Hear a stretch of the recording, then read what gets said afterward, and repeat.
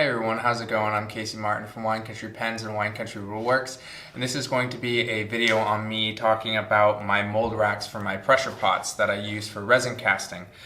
So these two mold racks I made myself, and this one my dad made for me as kind of a fun project. I'm going to answer some questions I've gotten about these, but also more importantly give some dimensions and a little how-to to make these mold racks and how I came up with this little innovative handle and why I really like these compared to other type of mold racks as well, and the pluses about this mold rack and how you can kind of incorporate the best of this mold rack into one of these, which I plan to do in the future. So let's get into it. Alright everyone, so now to just give you guys some dimensions of these, and then I'll get into the differences and the pros and cons of the three. So starting with the width of them, they're about 7 inches and a quarter and about 7 inches and a quarter, not including the siding, right? So that's just the piece of plywood. And so it's very easy to make all three levels of the mold racks because you just cut through pieces of that and then you can kind of tape them together or whatever and use either a bandsaw or whatever works best for you to kind of cut the corners. That's how I do it. I have access to a bandsaw. Some other people may use another method. So in regards to the height of these two is about 7 3/4. The height of this, not including the sides, is 7 1/4, and including the sides, it's 8.5 inches. What's nice about these is that they're higher in terms of the space that a mold can fit into them. So really quickly before I finish up the dimensions altogether, the sides that I use are, the width doesn't matter too much. Like this is a piece of scrap trim I had laying around. This I think was something similar that my dad used, but it's only, I would say 3/4 of an inch. So in total, then this is about 8 3/4 of an inch wide. Same with this one, and this one's 8 inches wide.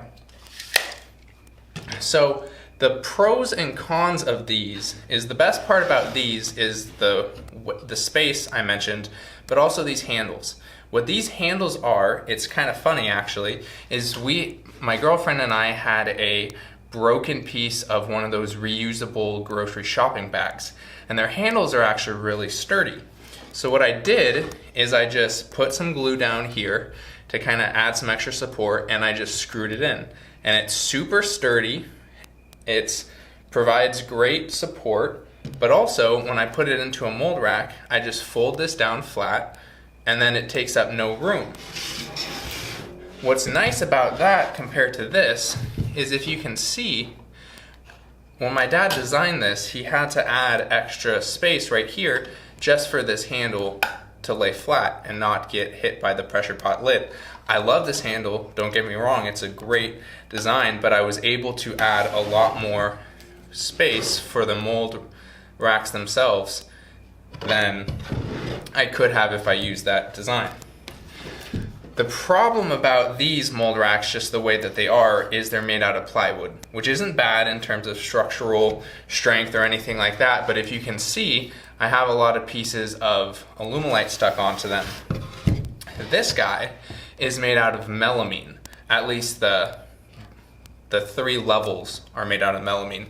Melamine is not the best material for making molds. You can do it, but what's really nice about it is that if you have a piece of aluminite stuck on there, you can just take a Stanley knife or something like that and just pop it right off. A lot easier than you could with plywood. I can still get this off, it just would take a little longer.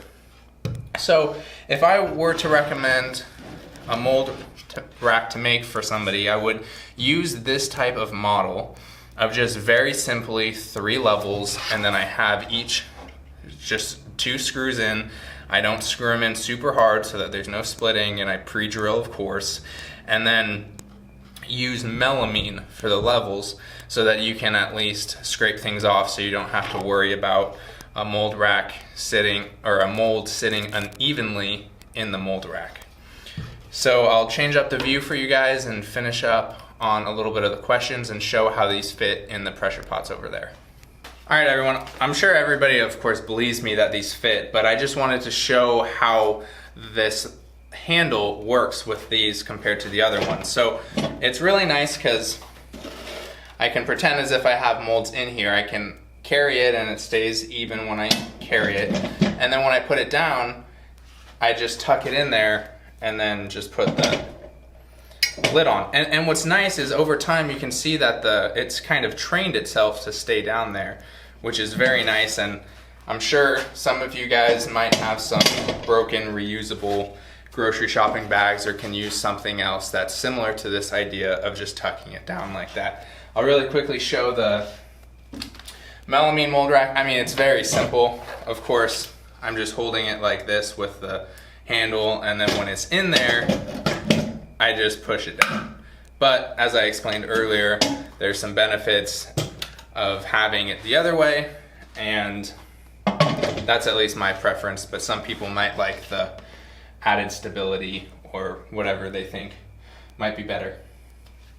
All right, everyone, well, I sure hope you all enjoyed this little video on my mold racks. Please leave any questions down below. I will also leave a link in the description to some detailed plans that Curtis Seebeck over at Cactus Juice Stabilizing Resin, or Turntex Woodworks, I should say, is the name of the website, that he details on how to make a mold rack very similar to this one. If anyone's curious of having just a sheet of plans, I will also leave down the dimensions that I mentioned for these ones in the description as well, so that people don't have to watch the video and rewind a certain part of it.